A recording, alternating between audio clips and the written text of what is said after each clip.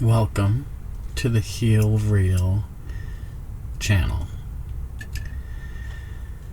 We are going to be exploring a wide range of subjects addressing the capacity of consciousness. My name is Steve Blaze. I am not a professional psychic or medium. I am not a yogi by any standard. But I have more than 20 years of experience exploring consciousness through spiritual practices, intuitive development practices.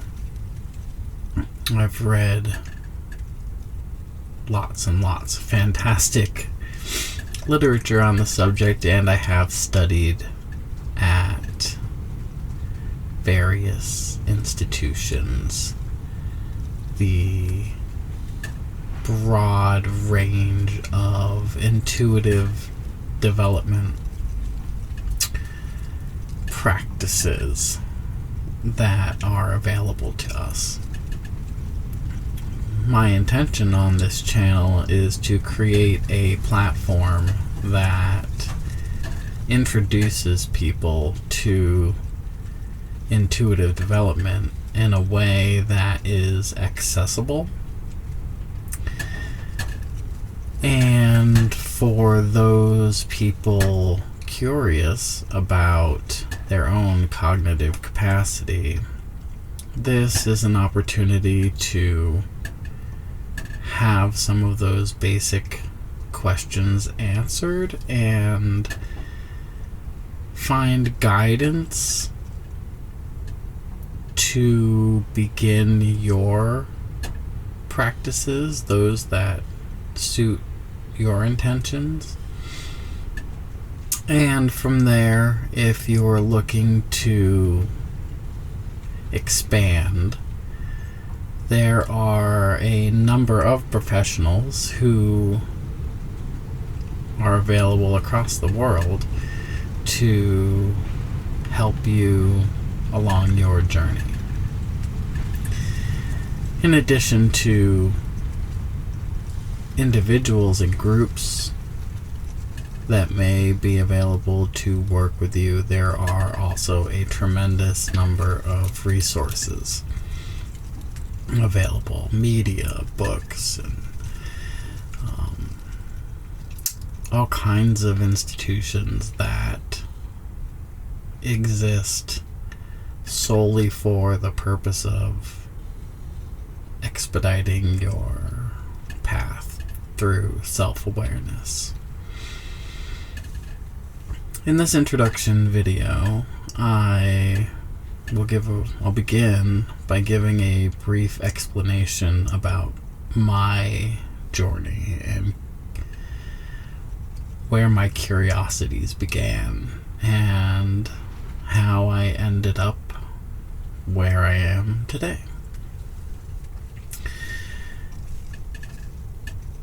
In 6th grade, 1991, I remember being curious about psychic capacity. I remember sitting in church and thinking, if we have a soul, mute my phone. I thought I turned it off, but now it's muted.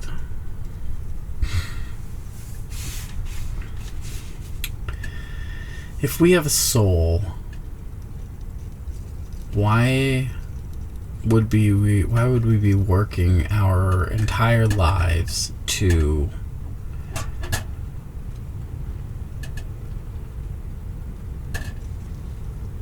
develop this soul strictly for the purposes of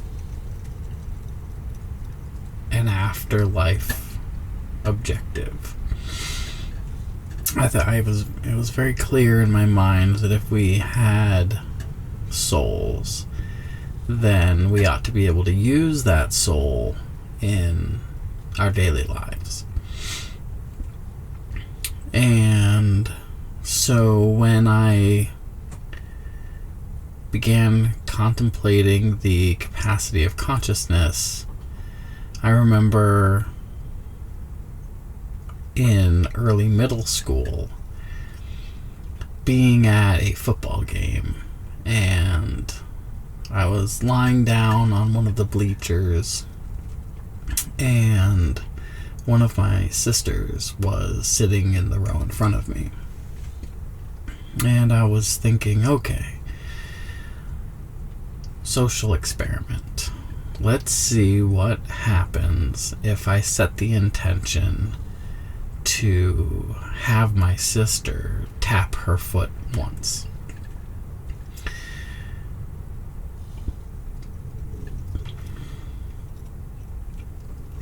So I focused and I set that intention, and she tapped her foot once. Now, I recognize that that's not a conclusive result to an experiment or some scientific study. But it was curious.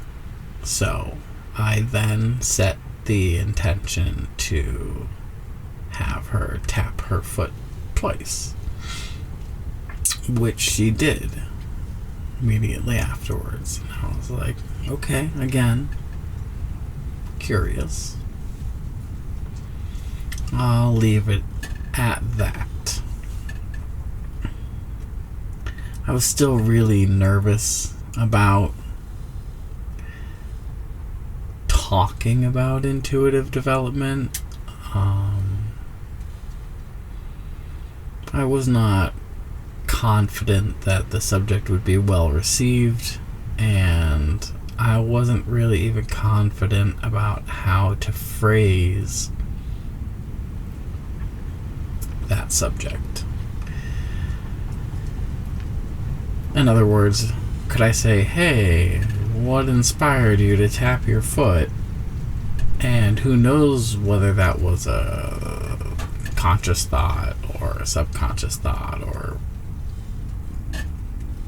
whether or not that would have even been construed as a rational line of thinking and conversation. So I just let it be what it was, but accepted that there was a possibility that there might be some mind-to-mind influence at play.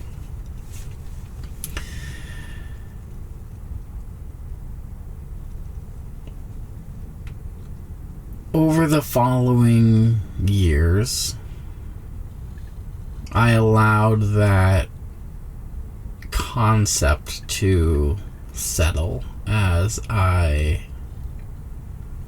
learned a little more about intuitive development.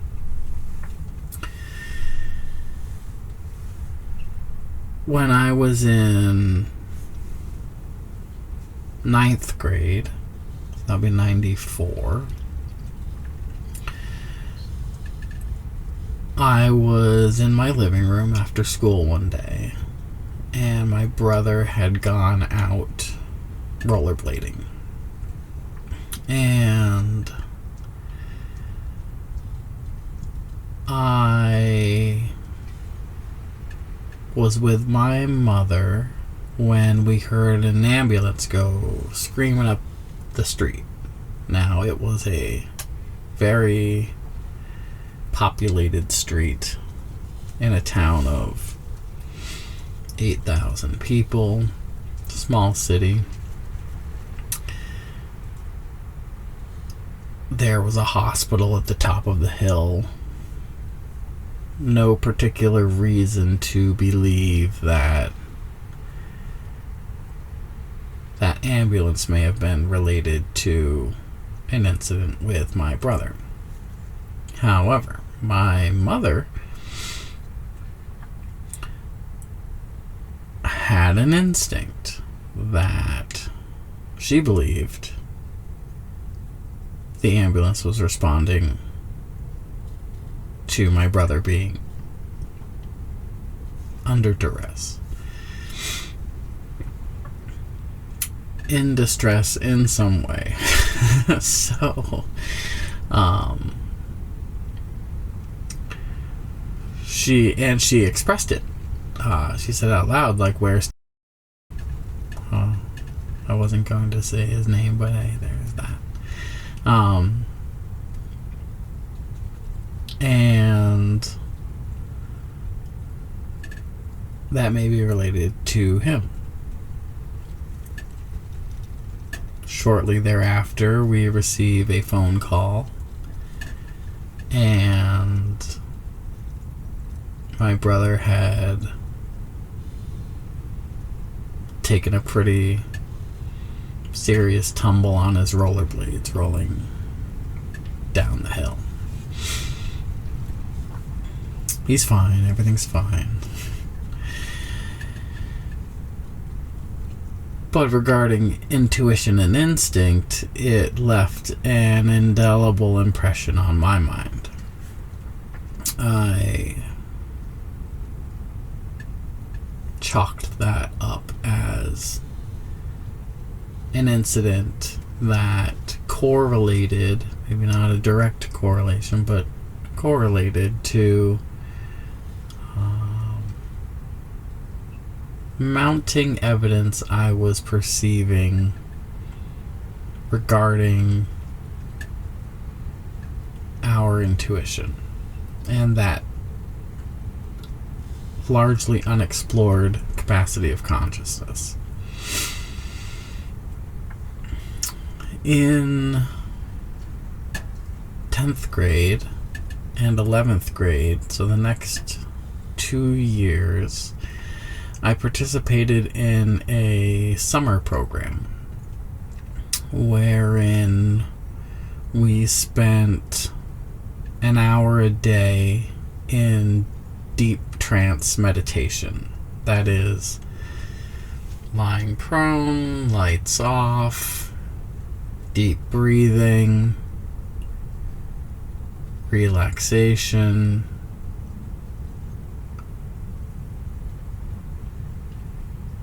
quieting the mind.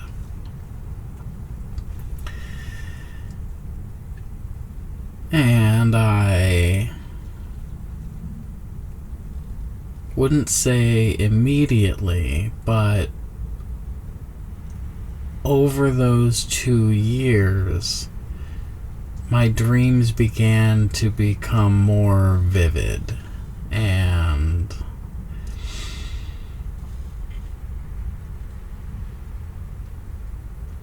I began seeing elements of my future life, or potential future life, crystallizing in my mind in a way that appeared to be preparing me for my future self, future lifestyles,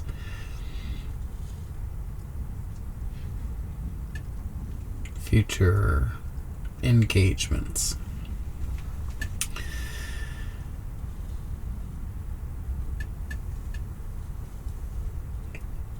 I can only define that period as my dreams moving from abstract to very realistic and meaningful. Now that could be attributed to puberty or expanding my horizons, driving and experiencing more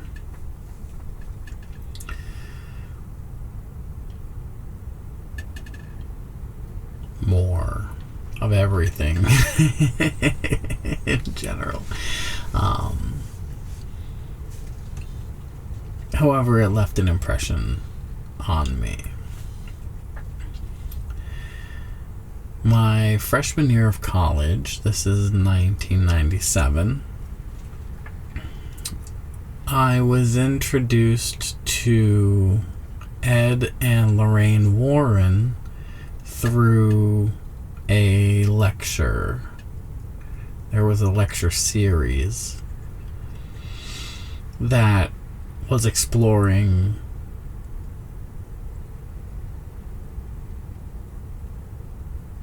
I would say the United States government's research pertaining to intuitive development. Now, in this lecture series, there was also guests who came in that were discussing deep trance,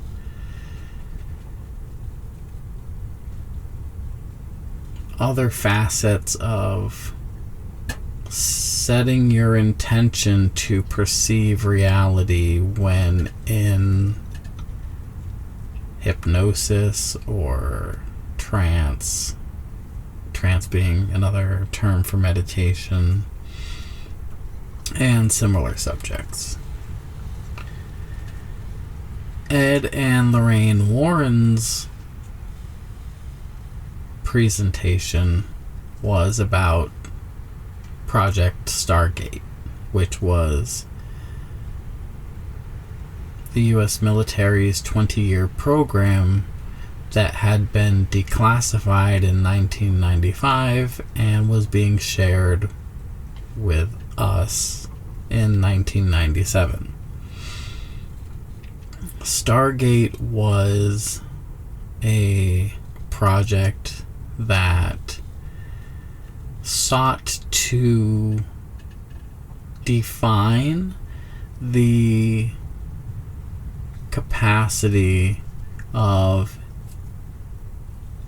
humans to perceive, we'll call them distant or unknown targets, with varying accuracy. They wanted to determine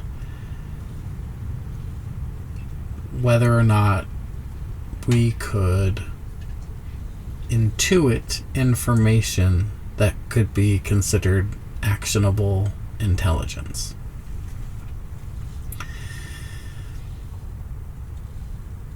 The Russians were working on this, and other countries, and also these were practices that yogis and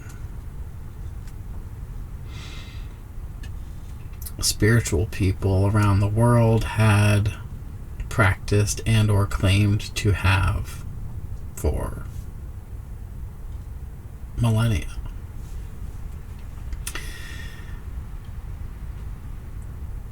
If you go to Wikipedia or any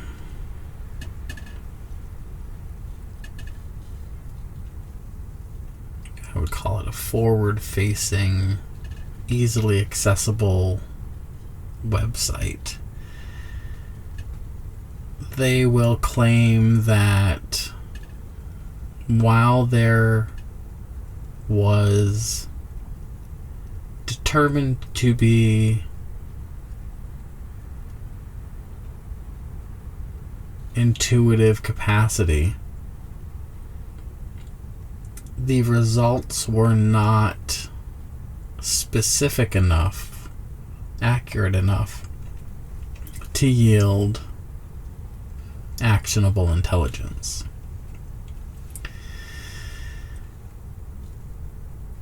If you go looking at the actual declassified documents, they will tell you a very different story. They will tell you that the average human can be trained to have better than 85% accuracy on targets they are perceiving with no known information about the target. That is to say, the viewer does not know what it is that they are perceiving. And they are only given a number that is associated with a target. And that if you have multiple people perceiving the same target, they will generate both directly correlating information, confirming certain aspects, and they will channel unique aspects that other people don't get, painting a more full picture. All in all, the remote viewing program determined that actionable intelligence can be deduced using intuition. Well, I procured 6 2-hour deep trance tapes, so 12 hours of deep trance, guided deep trance meditation tapes, and a range of remote viewing protocols. I began with the Farsight Institute, which is still around, and then expanded from there and dove into the world of remote viewing. Another term for remote viewing could be, I would say, from an esoteric tradition, exploring the Akashic records. The principle being that all information is accessible if you set the intention to perceive it in a quiet, receptive state of mind.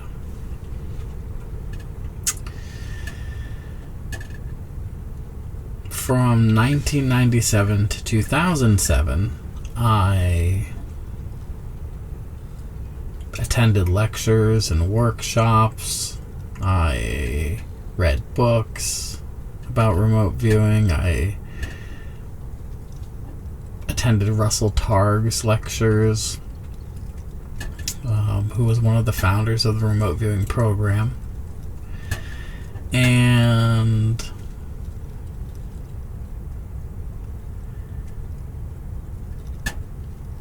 I would say became quite proficient at remote viewing and a number of the applications that you can use. I won't go into all of those types of applications here, but you can absolutely connect to aspects of our reality and learn to interpret that information. That is information that is past, present, and to a pretty specific, I would say to a fairly accurate degree, the very near future. Anything within a few hours can be targeted very accurately. An example would be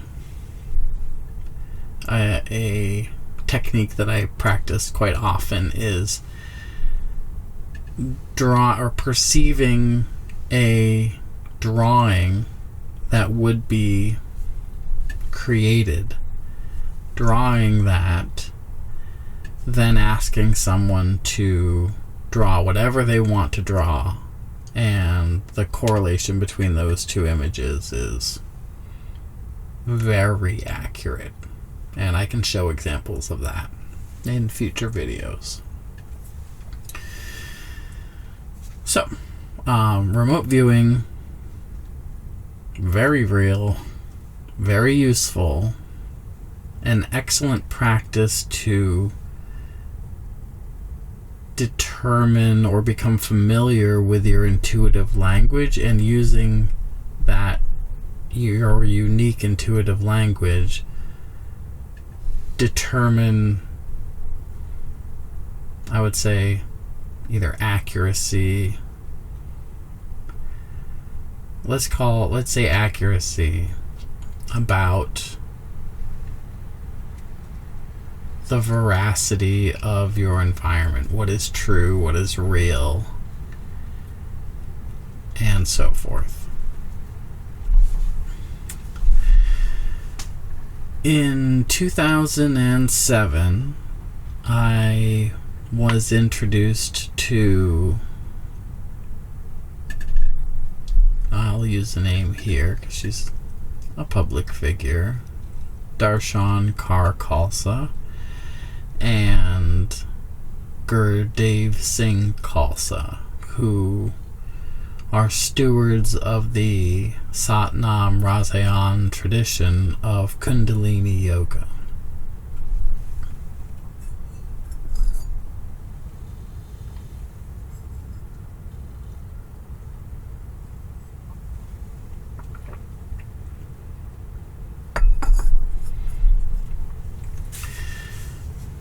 Kundalini Yoga brings sophisticated breathing techniques and meditation techniques to intuitive development.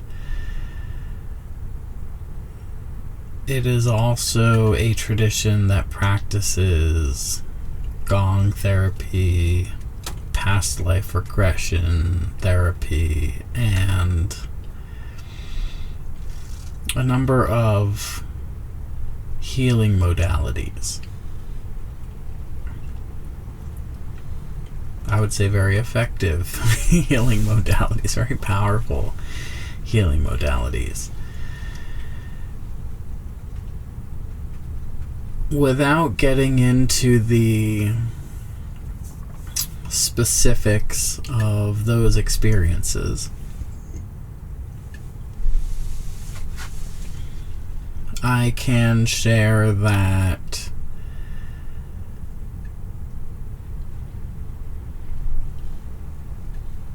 the underlying tradition is using intuitive capacity and your being in a path, or in the path of service to others. At the time, in 2007, I was not prepared to accept or adopt a service to others life mission. I was working in Washington, D.C., many hours, 80 plus hours a week. I was partying, and I would say that my lifestyle was hardworking and also hedonistic. And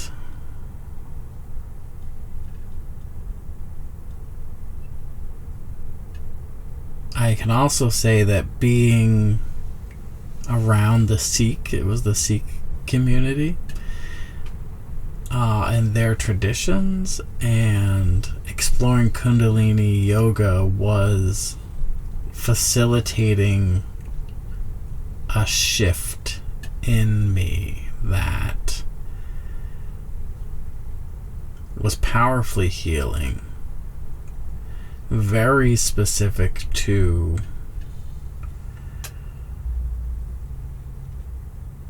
the areas in my life that I was working on, and moving me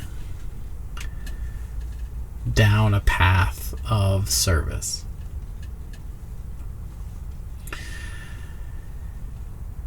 In 2010, I quit my job and hiked a few hundred miles on the Appalachian Trail and organized all of the skill sets that I was capable of pursuing in my life, which at the time was 25 different career paths or potential paths for careers.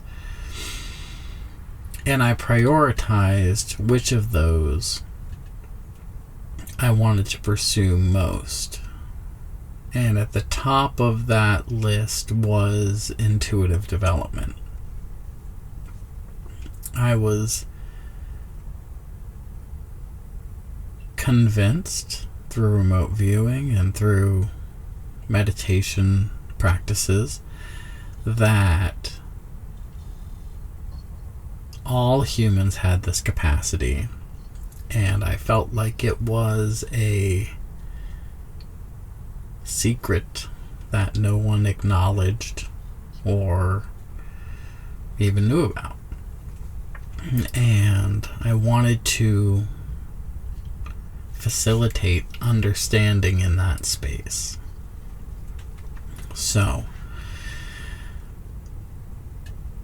I had worked hard enough to be mostly out of debt at the time, and I did not have to work so hard, and so I shifted my work to part-time as I began to organize what I had learned so far.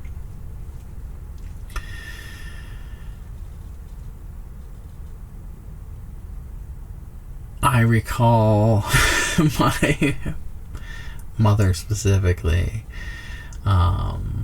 suggesting that if I were going to pursue that work, that I become certified in some capacity in that field.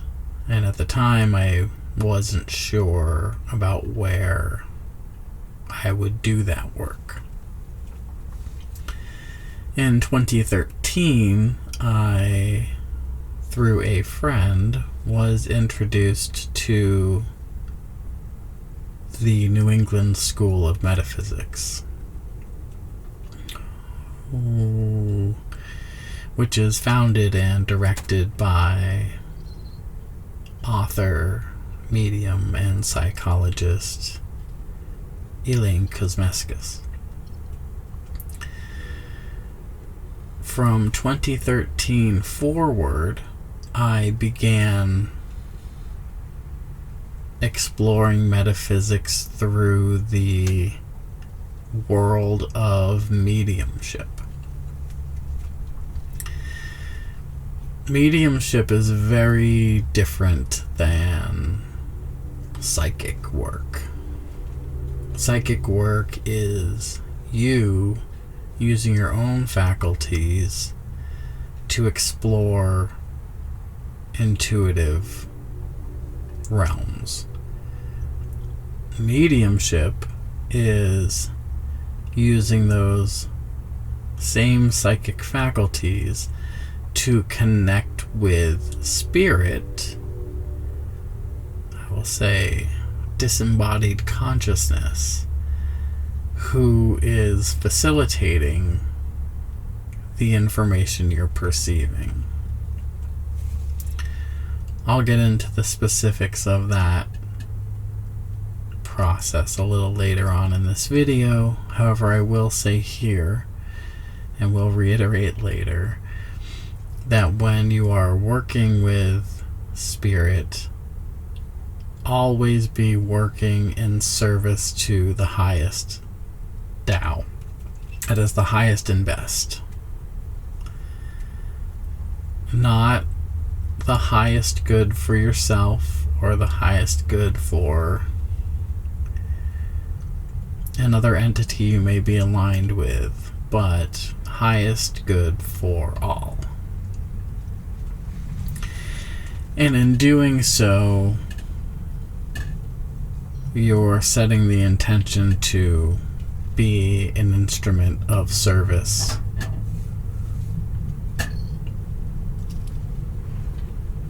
in your life and helping others heal or transition in their healing process with the best integrity that you can be aligned with.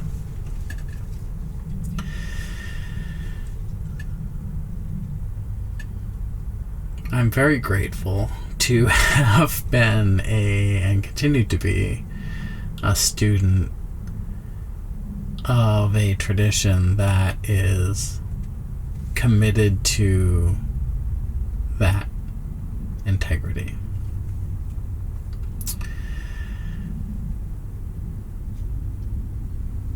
In the years that I have spent with the New England School of Metaphysics, I have achieved certificates of demonstrating the capacity to, I would say, 4 psychic and medium practices. In 2019, I began certification for Reiki. Reiki is channeling source energy, or you could say cosmic energy or divine energy, for healing in others. That's not mediumship. That is in the psychic realm.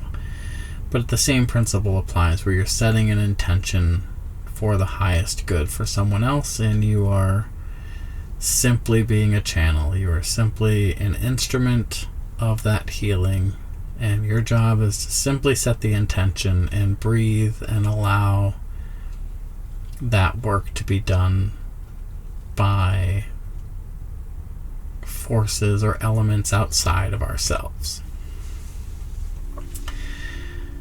My work with Reiki was very effective, and that's not my assessment. That is feedback from the people that I have offered these services to. And again, as with all of these practices, served to solidify the concept that we have capacities to connect with other realms of consciousness far beyond those that we are commonly